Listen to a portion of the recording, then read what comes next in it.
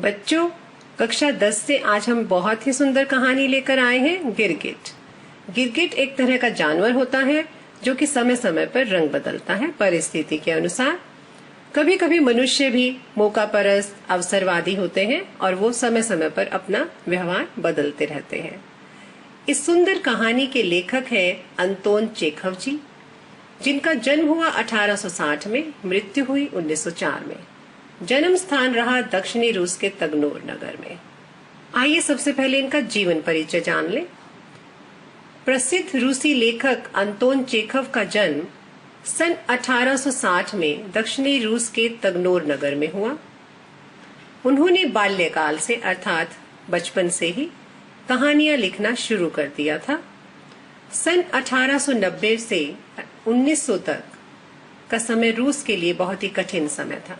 ऐसे समय में अंतोन चेखव ने साहस का परिचय देते हुए तत्कालीन अवसरवादी लोगों पर करारे व्यंग किए हैं। अवसरवादी का अर्थ है मौकापरस्त। सन 1904 में इस महान लेखक का देहांत हो गया अर्थात निधन हो गया। इनकी कुछ प्रमुख रचनाएं हैं। अंतोन चेखव केवल रूस के ही नहीं अपितु पूरे विश्व के प्रिय लेखक माने जाते हैं। उन्हें लोगों ने बहुत पसंद किया। उनके द्वारा लिखे लेख, कहानी, नाटक बहुत ही प्रसिद्ध हुए। इनकी कुछ प्रमुख कहानियां हैं गिरगिट, कलट की मौत, वालका, तितली, एक कलाकार की कहानी, घोंघा, इयोनिस, रोमांस तथा दुल्हन आदि। इनके प्रसिद्ध नाटक भी है जिसमें वाल्या मामा, तीन बहनें, सीगल और चेरी का बगीचा बहुत ही प्रसिद्ध हुए। लोगों द्वारा इन्हें बहुत पसंद किया गया। आइए सबसे पहले पाठ प्रवेश जानते हैं।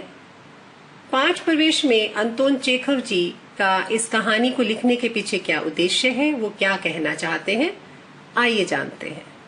अच्छी शासन व्यवस्था वही होती है जो समता पर चलती है अर्थात समानता पर चलती है। वही शासन व्यवस्था सही मानी जाती है जिसमें लोगों को समान अधिकार दिए गए हों, सबको एक दृष्टि से देखती है, अन्याय और उसके अन्याय को न्याय के तराजू पर तोलती है। ऐसी शासन व्यवस्था जन जन में अर्थात लोगों में कानून के प्रति आदर और समान अर्थात समर्पण का भाव जगाती है। निर्भयता की भावना भी पैदा करती है। ऐसे शासन व्यवस्था में रहते हुए व्यक्ति निर्भय हो जाता है, उसे किसी तरह का डर नहीं रहता। ऐसी शासन व्यवस्था कायम तभी हो सकती है जब शासन की बागडोर संभालने वाले पक्षपात अर्थात भेदभाव किए बिना अपने अधिकारों और कर्तव्यों का पालन सच्चाई के साथ करें।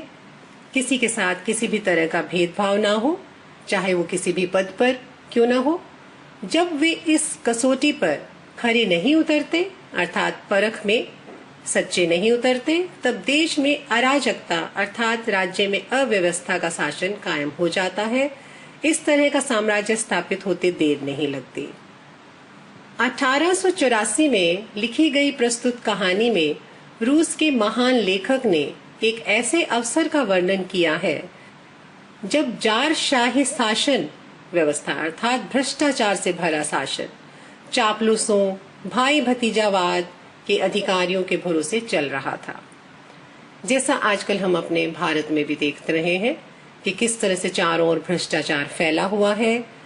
किसी भी तरह की सरकार आ जाए वो भाई भतीजावाद से बचकर नहीं चलती।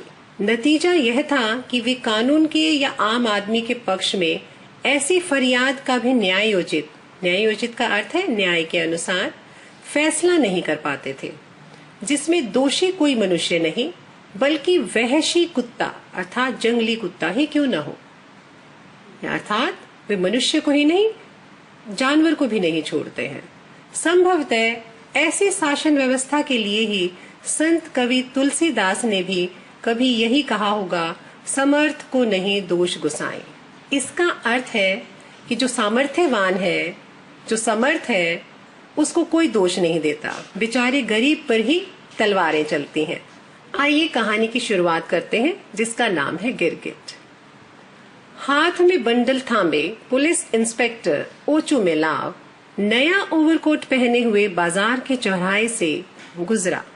उसके पीछे अपने हाथों में जब्त की गई झरबेरियों की एक टोकरी उठाए लाल बालों वाला एक सिपाही चल रहा था। जब्त का अर्थ है हथियार लेना, इसी से उन्होंने वो चीज छीनी थी। झरबेरियों का अर्थ है बेर की एक तरह की किस्म, जो छोटे छोटे लाल लाल बेर होते हैं, उनकी टोकरी उन्होंने किसी से छीन ली थी और वो उठाए हुए उसके पीछे पीछे चल रहा था। एक सिपाही ओचू मिलाव के पीछे आ रहा था। चारों ओर खामोशी थी, सन्नाटा फैला हुआ था। चौराहे पर किसी आदमी का निशान तक नहीं था।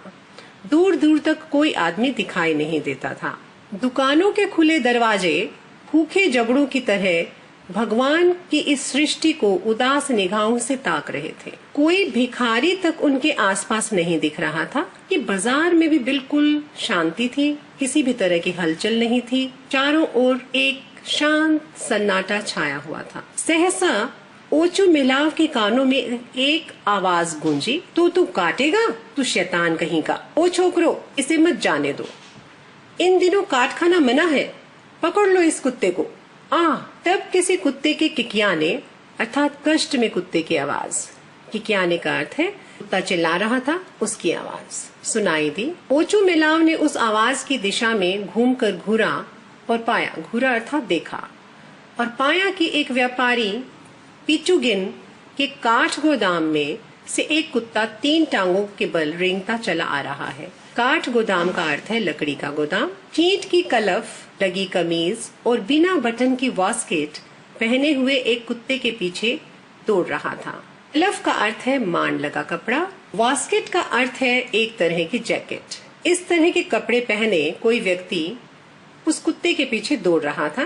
गिरते पड़ते उसने कुत्ते को पिछली टांग से पकड़ लिया। फिर कुत्ते का किकियाना और एक चीख, मत जाने दो, दोबारा सुनाई दे। दुकानों में ऊँगते हुए चेहरे बाहर झांके, जो अभी तक बिल्कुल शांत थे, और देखते ही देखते जैसे जमीन फाड़कर निकल आई एक भीड़ काठ गोदाम को घेरकर खड़ी हो गई। ऐसा सुनते ही सब लोग बाहर आ गए और एक जगह पे इकट्ठा हो गए और जानने के लिए कि क्या हो रहा है। हुजूर, यह तो जन शांति भंग हो जाने जैसा कुछ दिखाई दे रहा है, सिपाही ने कहा। ओचू मिलाव मुड़ा और भीड़ की तरफ चल दिया।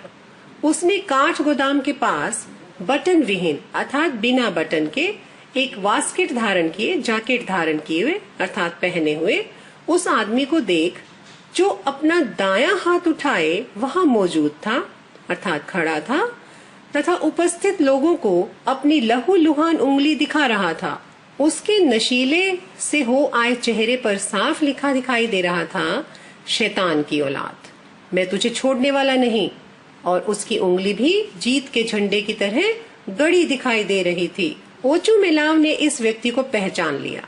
वह ख्यूक्रीन ही था, जो कि एक सुनार था। इस भीड़ के बीचों बीच अपनी अगली टांगे पसारे, नुकीले मुंह और पीठ पर फैले पीले दाग वाला अपराधी सा नजर आता सफेद बारजोई पिल्ला, बारजोई का अर्थ है कुत्ते की नस्ल, ऊपर से नीचे तक कांपता पसरा पड़ा था। हुजूर, मैं तो चुपचाप चला जा रहा था, मुंह पर हाथ रखकर खांसते हुए ख्यूक्रीन ने कहा। मुझे मित्रित से लकड़ी लेकर कुछ काम निपटाना था। तब अचानक इस कमबख्त ने अकारण अर्थात बिना कारण के मेरी उंगली काट खाई। माफ करें, आप तो जानते हैं मैं ठहरा एक कामकाजी आदमी। मेरा काम भी एकदम पेचीदा है अर्थात बहुत ही कठिन है, पेचीदा किस्म का है। मुझे लग रहा है कि 1 हफ्ते तक मेरी यह उंगली अब काम करने लायक नहीं हो पाएगी। तो हुजूर, मेरी गुजारिश है कि इसके मालिकों से मुझे हर्जाना अर्थात नुकसान के बदले रकम, हर्जाने का अर्थ है किसी भी तरह का नुकसान, उसके बदले कुछ रकम मांगना, तो दिलवाया जाए। यह तो किसी कानून में नहीं लिखा है हुजूर कि आदमखोर जानवर हमें काट खाएं और हम उन्हें बर्दाश्त करते रहे अर्थात सहन करते रहें। अगर हर कोई इसी तरह काट खाना शुरू कर दे तो ये जिंदगी तो नर्क बन जाए अर्थात मुश्किल हो जाए, मनुष्य का जीना ही मुश्किल हो जाए।